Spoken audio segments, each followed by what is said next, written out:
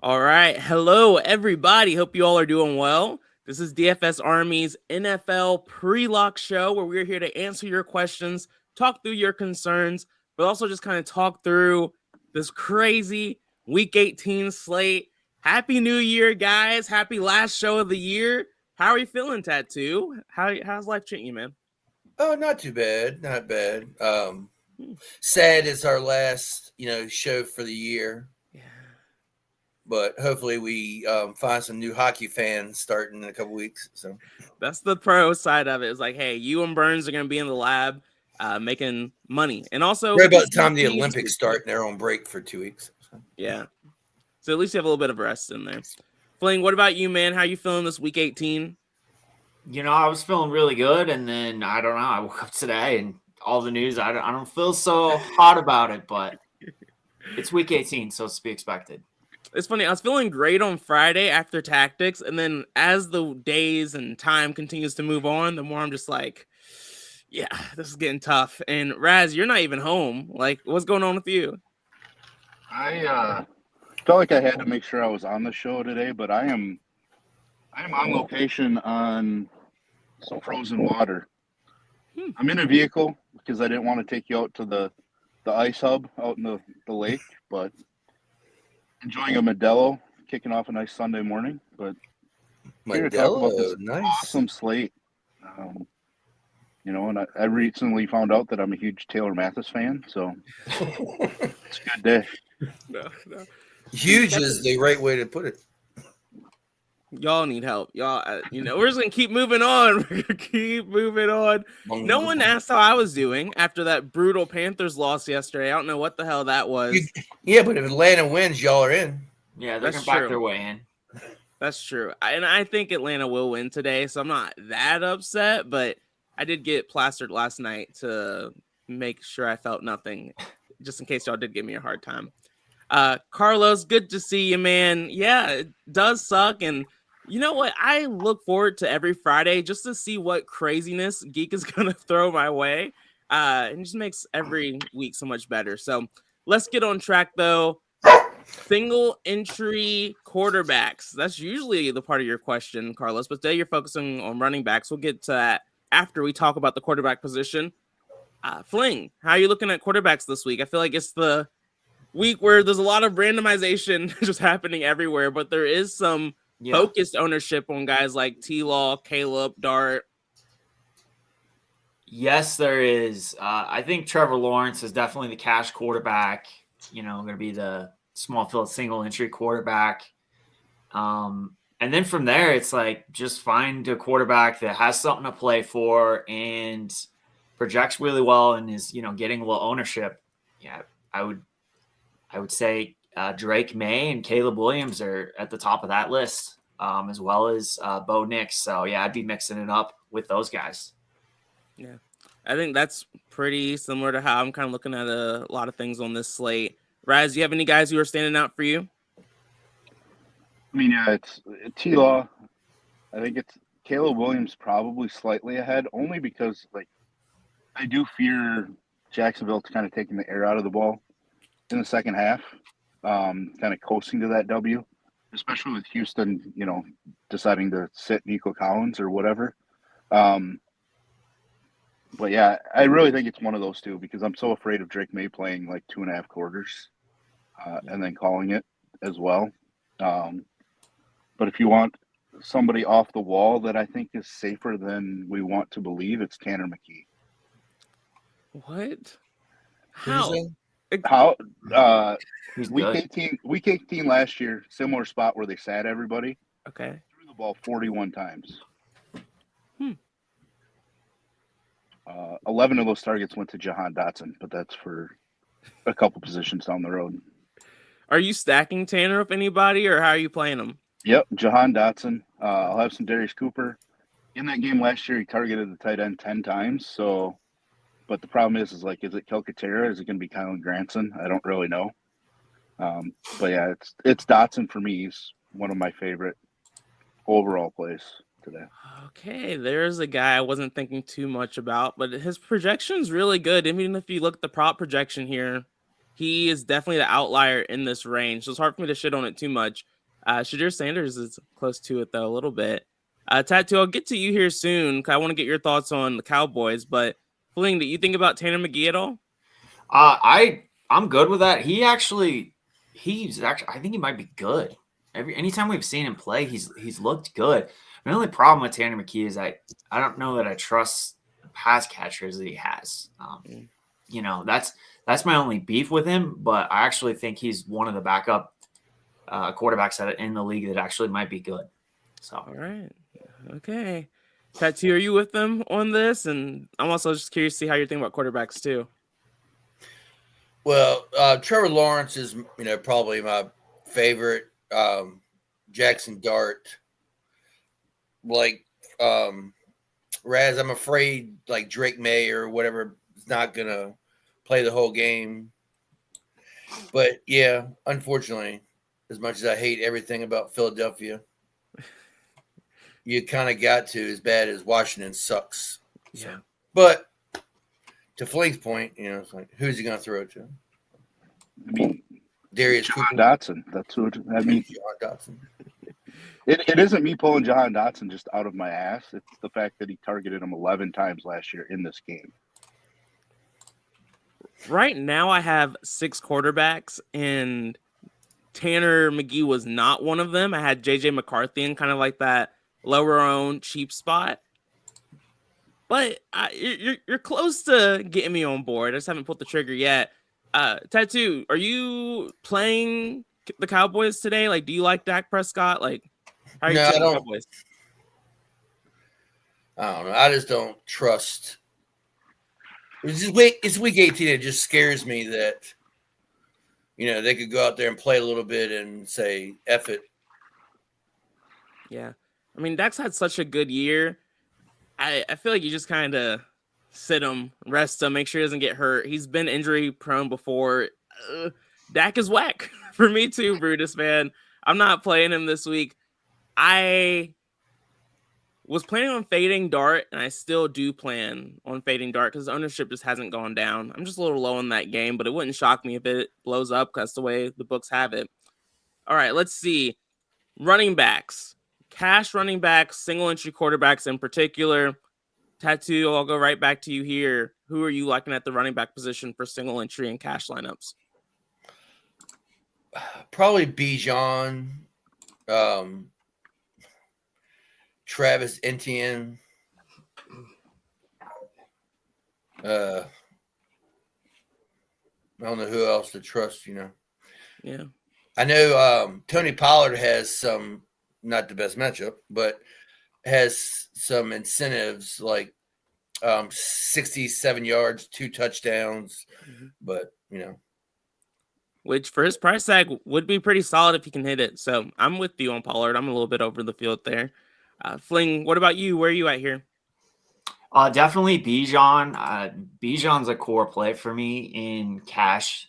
His prop projection, his projections are just too good, and he's been on a tear. And with the ownership, it's a good spot overall. And then after that, ETN, it's a good spot. Big favorites. He's been pretty solid too over the past 5 games, and it's Tennessee. They're not a good defense.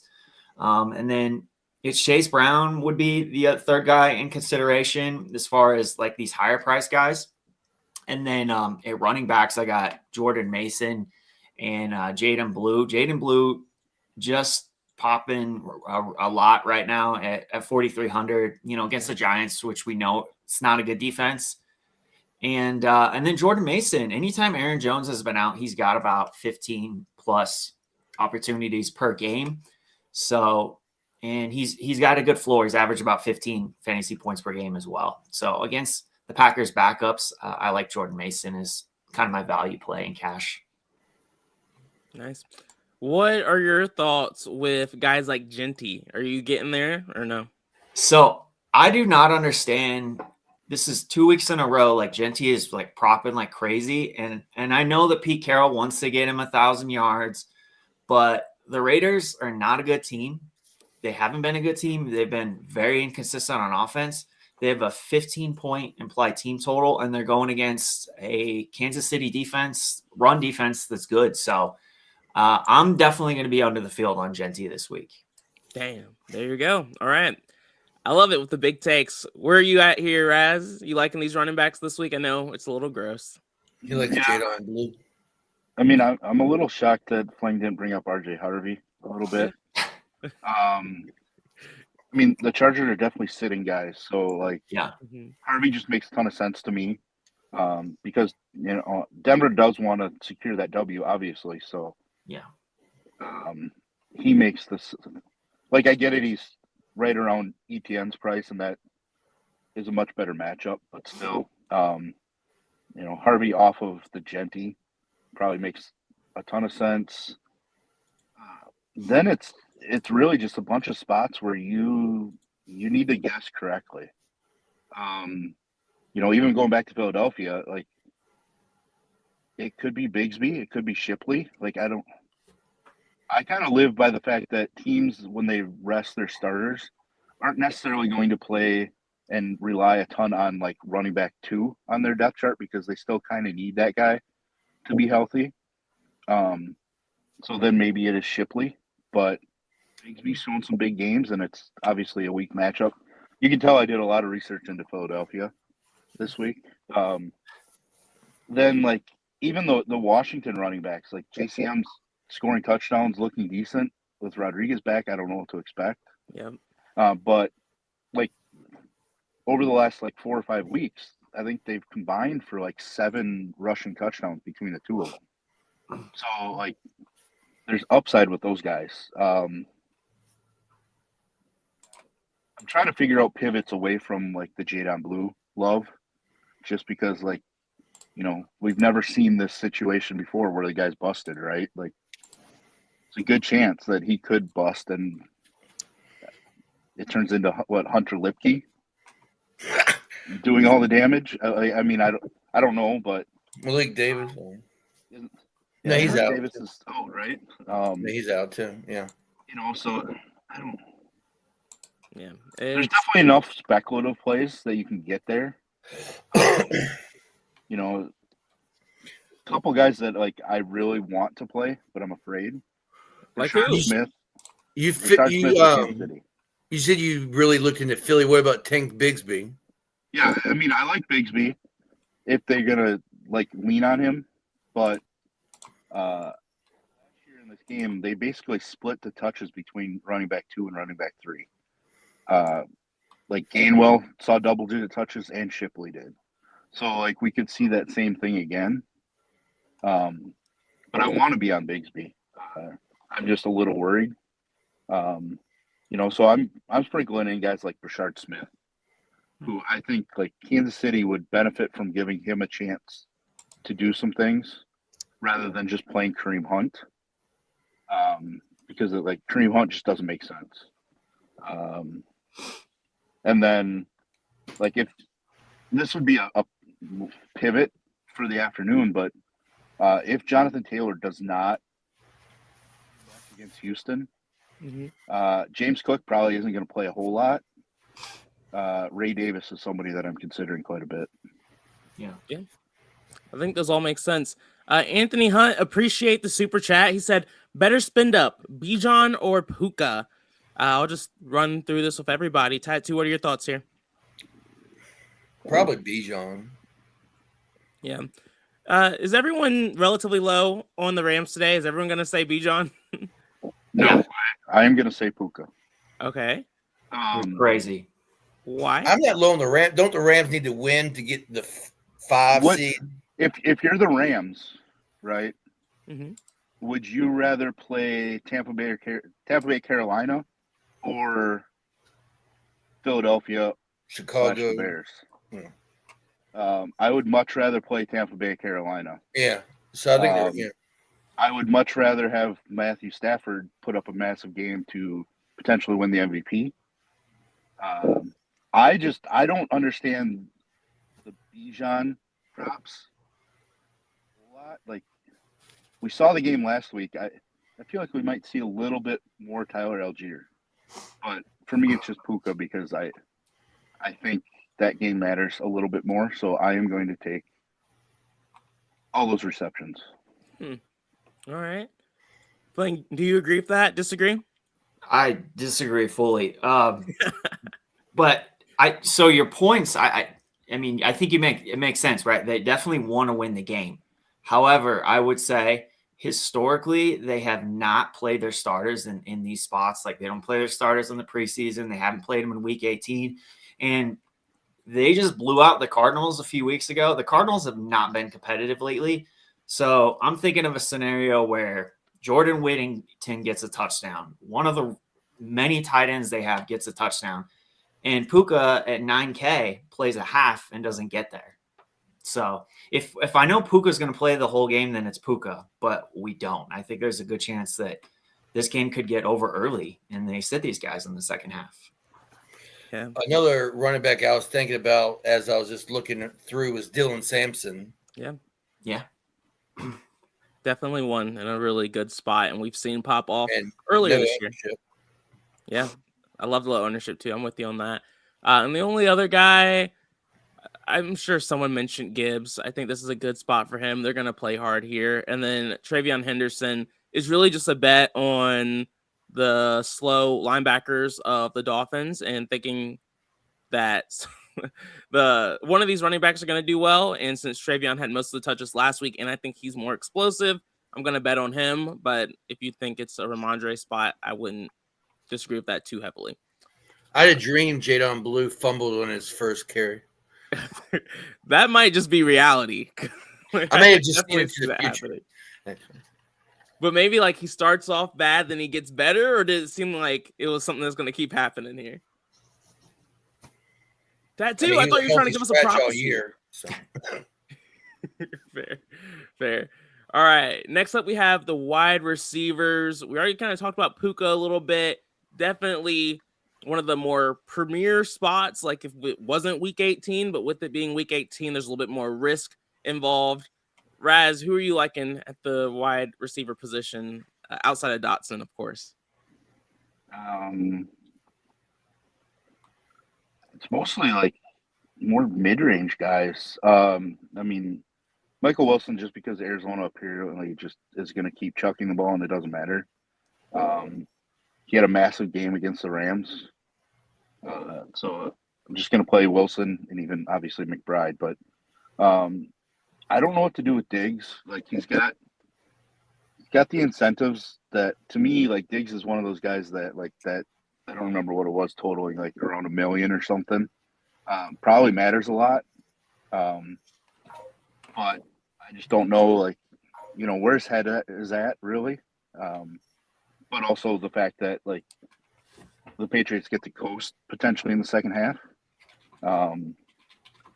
Courtland Sutton, one of my favorite plays, just because obviously Denver needs to win. So I'm actually high on Denver, apparently, which everybody's in a normal week, like I wouldn't be as high against the Chargers defense, but with them announcing that they are definitely resting guys, like they have to rest some of that defense too. So it makes a bunch of sense to me, and he's just far more trustworthy than the rest of the Denver guys. I mean, the Jacksonville guys make a ton of sense. The Bears guys, like you pick right. I think a lot of people are going to be more on Burden just because they just saw him do it than DJ Moore. So I think DJ Moore becomes interesting, even though when I was doing the afternoon notes last night, it looked like DJ Moore was expected to be higher owned, which I didn't necessarily believe. Well, the afternoon slate might be weird, but ownership from even Friday has shifted so much where Burden's looking like he's going to be like 16% owned and DJ Moore's only going to be at 2% ownership. Yeah, that's crazy. It's a huge difference, so I will gladly go to the DJ Moore side. Same. Burden's obviously the more explosive guy, but if he misses in the spot, I expect it to be DJ Moore benefiting the most, really. And then, yeah, it's like Slayton, it's maybe Adonai Mitchell. Like he's getting a ton of targets. It's gross. Like I don't want to play any Jets, really, but he's just getting a bunch of targets, and nobody's going to play him.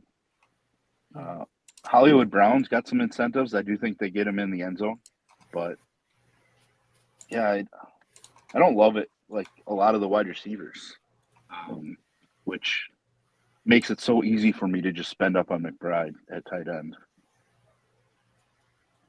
Yeah, no, I get it. Paying down to pay up at tight end, a position that's a little bit safer at this point of the season. Fling, where are you at here? All right. Yeah. So, I am going to play Puka. Like, I'm not like crapping on Puka entirely because he is such an elite player that he could get there in one half. But I'm definitely not going to be over the field on him. Like, I would certainly cap him. I do think Jamar Chase is a safer play, at 500 less and, more likely to play the full game. Michael Wilson is my top play on the slate. I think at 6,600, he's just too good. They're going to be throwing a lot. Anytime Marvin Harrison Jr. has been out, he's gotten over 10 targets and he's pretty much smashed every game. So he's my top guy. I do like Sutton a lot. I'm with you. And by the way, with you, Raz, and then some guys said in the chat, I think willpower. Last year, Bo Nix won the Millie versus Chiefs backups. So that was the Nix to Sutton and Marvin Mims stack last year. Same spot. They had to win at home against backups, and they kind of smashed. So I would not forget Sutton today. I would not forget any of the Broncos, like top guys like Franklin. I think he's extremely low owned. And then, I think you got to mix it up with the Jacksonville Jaguars, their trio of wide receivers. Obviously, Myers is a chalk. I don't necessarily think you have to play him on this slate. There's so many good options. But Parker Washington, not chalk, last I checked. Yeah, about 10%. So a little bit of Parker Washington. They just have such a high team total. Like, I just don't want to ignore that. And I will say, one other wide receiver that I'm getting to is T. Higgins. So from what I've seen, I'm pretty sure Denzel Ward is supposed to play and cover Jamar Chase. And he didn't do very well versus Denzel Ward in week 1 of the season. So I think T. Higgins is entirely too low owned at 4% ownership. Could be a T day. Sweet. Yeah, Bentman took it down last year with Bo Nix. Sweet, man. Hopefully we can keep it going with a Bo Nix stack again, or, just any takedown with any stack. I think I am on pretty much all the receivers you all mentioned, just some other chalky guys. Justin Jefferson, I'm fine with having exposure to. I'm not trying to avoid him as a chalk play or anything. We talked about Luther Burden.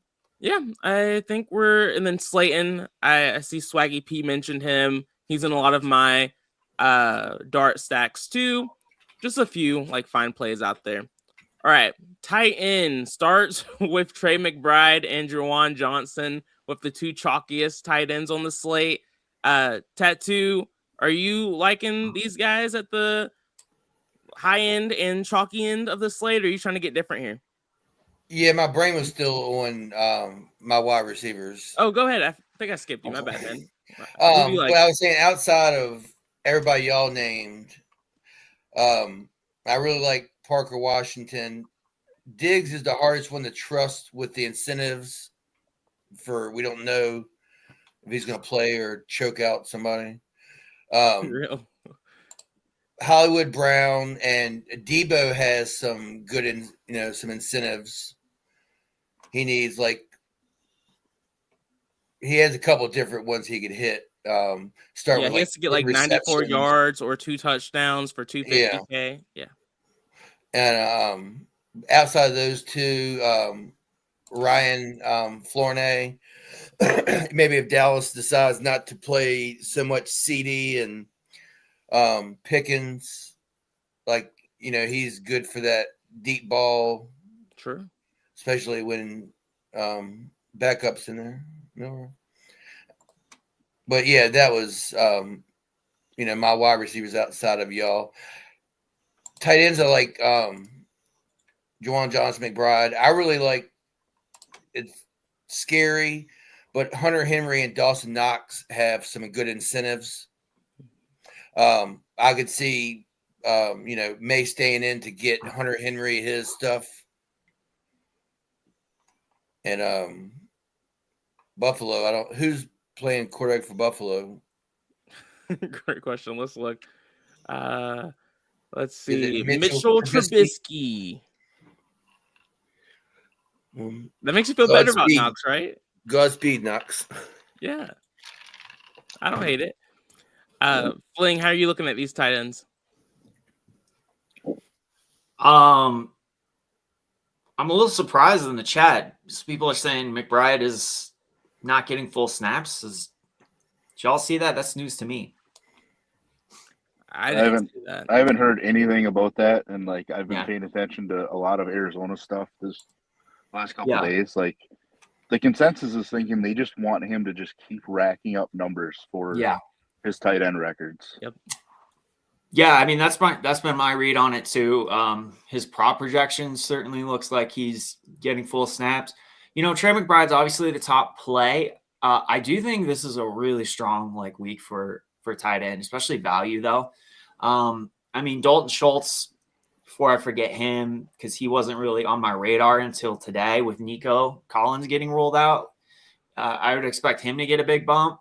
Juwan Johnson with Olave out, his fantasy points per dollar projection has been really high just all weekend.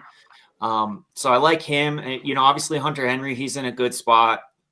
Michael Mayer, we saw him smash last week with Bowers out. Bowers is out again. So, you know, he's a guy that I'm getting to. I mean, he's just really good across the board, like all these cheapies. Dulcich, 2,600. Him and Ewers, apparently they had good chemistry because of the scout team. You know, they practice together on the scout team. Mike McDaniel said that much. And then now we have Jalen Waddle out. So I think there's a good chance that we get even more targets to Dulcich's way at 2,600. He is currently the highest fantasy points per dollar play. But I just think across the board, it's a really good spot. And then last guy, Chig in Conquo, he is also projecting really well. I'm guessing it's looking like Gunnar Helm is going to be out of this one. So Gunnar, he is out. Okay. So yeah, Chig, good spot for him as well. He's projected as one of the top fantasy points per dollar plays. So I'm definitely allowing for 100% tight end in the flex this week. That's how I'm playing it. Yeah, I'm with you on that. You playing Sal Canella? What was that tattoo? Sal Canella. Sal Canella from the UFL.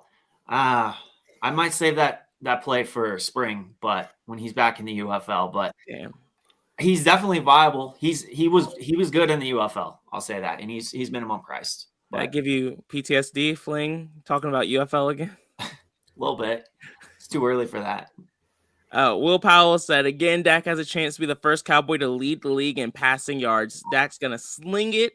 Pickens or Lamb, lock button every line. Let's go. All right, man. I see you. See, Dixon, that's how I was thinking about it too, man. I was like, who? Raz, who's standing out for you with tight ends? The only two names that I don't remember hearing are Colson Loveland. Just makes a ton of sense. And then Grant Calcaterra for the Eagles. I think he's ahead of Kylan Granson. That one's just a toss-up play, but yeah, I mean, really, it's like McBride, Juwan Johnson, and Mayer are the three guys that I just want to play over and over again. And then just mix in other guys, more of like correlative plays in some games that I might just want some exposures to. Bam. Dixon, I feel like you and Tattoo are like the same person sometimes. Like y'all are like the same guys. They might be like similar joke style. Like it's crazy. All right, week 18 defenses. Some crappy quarterbacks out there, so there's gonna be some defenses who really stand out. Raz, who are you highlighting? You know, just spending up. Like, I mean, I could take everybody's away, you know, and be on the Jaguars, which they're not my favorite. Like Cam Work's at least shown enough recently. Yeah. But the Broncos probably my favorite. The Vikings probably my second favorite defense overall. just because I don't think Clayton Tune is very good, to say the least. But I have been mixing in some Bears for a cheaper one. Because we've seen Goff kind of fall off the last little bit, so maybe since it's at home and they want to win to get the 2 seed, there's a little bit there. Some gross plays in like the Raiders, like if the Chiefs are just phoning it in a little bit, maybe the Raiders can pick up some numbers against the Lodican. But yeah, that's really it. I'm not getting too creative at defense. There are other weeks where my answer to this question is I'm just going with whatever the DS is giving me. This week I have enough money to basically pick whoever I want at defense. Nice. I get it. Fling, are you seeing things similarly or anyone standing out for you? Yeah. I mean, you got to go the top defenses this week, against backups. That's the Broncos and the Vikings. Like, I want legitimately good defenses. And then they're playing, backups. So I think those are the clear top defenses. Obviously the Texans as well against Riley Leonard. The Bills, like against the Jets, who just terrible across the board. So yeah, any of these spots where there's for me, just a big spread, the New England Patriots, you could play the Rams. So yeah, I'm not lock buttoning any defense though. That's one thing I've never done, just because it's such a high position of variance. So I'm trying to mix it around, but those are the top ones that I'm getting. I get it. And I'll keep it with you here. Anthony, my bad, I missed the super chat. He said at quarterback, Burrow, Lawrence, or McGee. Which way would you go, Fling? I mean, I would say Lawrence for sure, but also like to know what type of contest it's in. He's definitely going to be the chalkiest. So if you're doing a single entry, large field contest, I would probably go with Burrow on that one. Okay. This might be a more interesting question for you, Raz. Who are you picking here? My large field play is going to be Tanner McKee. I've seen it before, and that's the big thing. Otherwise, I'm not really playing any of these backup quarterbacks. But since I've seen it in this spot just a year ago with him, I will gladly go back there. Fair. Tattoo, any defenses you are trying to see in your lineups? Basically the same ones y'all named. I've thought about the Browns, but he only needs 1 sack. But I don't, what is that going to accomplish for you, really? So probably just pay up and stick to the ones we know in good spots. I really like the Texans are one of my favorites. Raz, Ken Knief is mad that you are talking about his play. Now everyone's going to be on it. I wasn't thinking about him too much. I spent way too much time yesterday thinking about the Philadelphia Eagles. It was nuts, but the numbers just kept popping off the more that I looked into everything, and it makes sense. Even at the wide receiver position, Jahan Dotson is better than a bunch of other teams backups that are going to get run. Mm-hmm. It's just that he's on a team that doesn't use 3 wide receivers all that much. So yeah, you have to think that he and McKee have this pretty good rapport because they're probably getting a lot of reps with each other throughout the season. Damn it, man. I'm in. I'll play some Tanner fucking McGee. Yes. I wasn't going to do it, but, it's week 18. Why not get weird? I've just been playing all the quarterbacks who have something to play for. Why not just toss in at least one? At least one. Drago, fellow Falcons fan with me today, said playing some Riley Leonard. What's the worst that can happen? Your money is shit. Yeah. He sucked in college. He sucks too now. See, that's the kind of analysis I need. The college, I don't pay that much attention to college football, so that makes me feel better about fading him. I mean, there's always a chance Riley Leonard rushes for 2 touchdowns because that was like his best way to score fantasy points in college. Oh God. But man, that's tough against Houston. Dixon said, "Is McGee a runner at all? Can he rush in for a touchdown?" I mean, he can scramble a little bit, but I think he ran for all of 1 yard last year. I didn't look what his long was, so like maybe he kneeled on the ball late too to drop down a couple. But still, I mean, I just love the fact that they threw the ball 41 times. I think he took 2 or 3 sacks, so they dropped down back to pass the ball 43, 44 times. That's some pretty good volume for a $4,500 quarterback on DraftKings.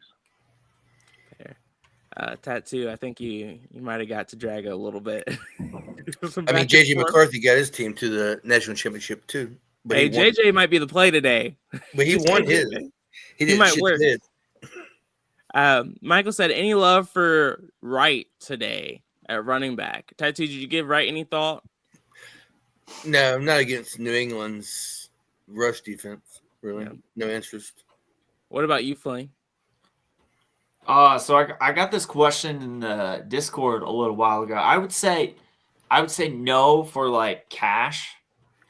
Just like the main reason is they're big underdogs, right? And I know New England's run defense has been actually pretty poor over like the past month of the season, but like my process is like I'm not going to play a 13-point underdog running back typically on a bad offense. So I think it's very likely that the Patriots stack the box. There's no Jalen Waddle, right? You got a 3rd-string quarterback.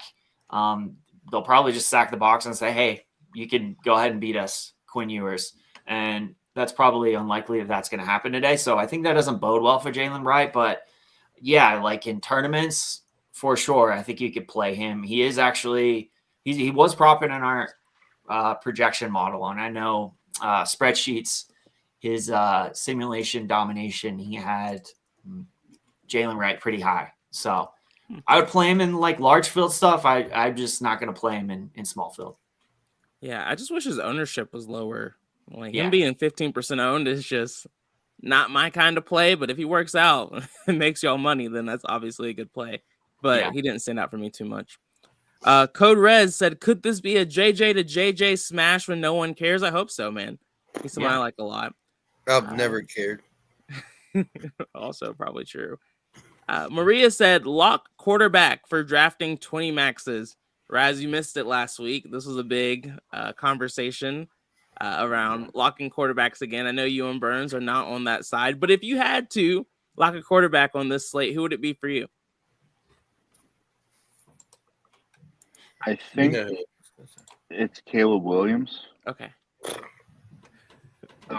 Yes, I mean, I missed a chance to say Tanner McKee again, but I do think it's Caleb Williams only because I do think that Detroit pushes Chicago. So I think there's more pushback in that game than it would be for like Lawrence in their game. Yeah, I'm with you. It's Caleb for me as well. Fling, who's it for you? So the DS agrees with you, by the way, as well. But just to go a counterpoint to what you guys are saying, I'll go with Bo. I'll go with Bo. Good. You could stack him with Harvey. You could stack him with Sutton. You could stack him with Franklin and even Pat Bryant. So, all right, Tattoo, who would your lock be for 20 maxes?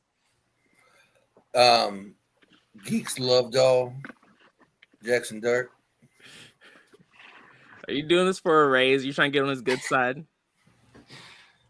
I know I was not on his good side. But, Never mind. no, I really think that game. Do you remember the first game they played at the beginning of the season? Yeah. When Russell Wilson was quarterback. And he had a decent one. It was like 75 to 74. You know, I mean, it was just like ridiculous. And Dak owns the Giants, you know. I mean, like literally owns the Giants. This is true. So I can see this game going back and forth, and I mean, Dallas isn't great against quarterbacks that can scramble and run.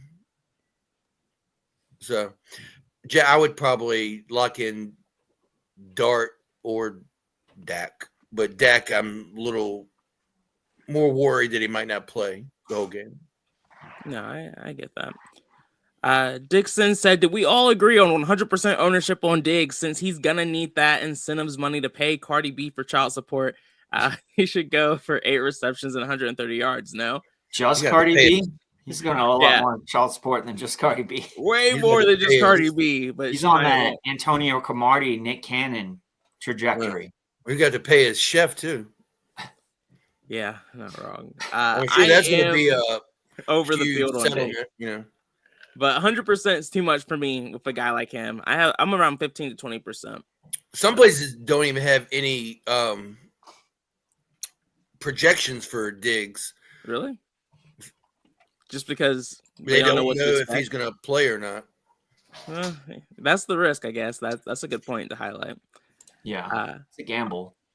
Yeah. It's like, sure, he has a lot of incentives, but do the Patriots really even want to give him these incentives at this point? I mean, I don't know. It's a tough question. Yeah. I mean, they're going to risk trade down a little bit to get Diggs his incentives. It's like 8 catches, 18 catches, 30 yards, but then 130, 230 yards. So he's really got to, ball out to get anything. Yeah, real. I thought I had one more thing to mention. Hey, let's go Falcons tonight. This is going to be the end of the show. Falcons crush, Bijan crush, Panthers make it to the playoffs, upset a team that everyone's going to be thinking is going to win. It's going to be a good week. Geek finds out Dart's going to be in Playgirl. You need... Oh, man. Hey, well, it's been a good season, y'all. It's been great having y'all. Burns isn't here, but he's with us in spirit. He'll be on Tactics next week. But, hey, let's make some money today, and I wish you all nothing but the best. Peace out.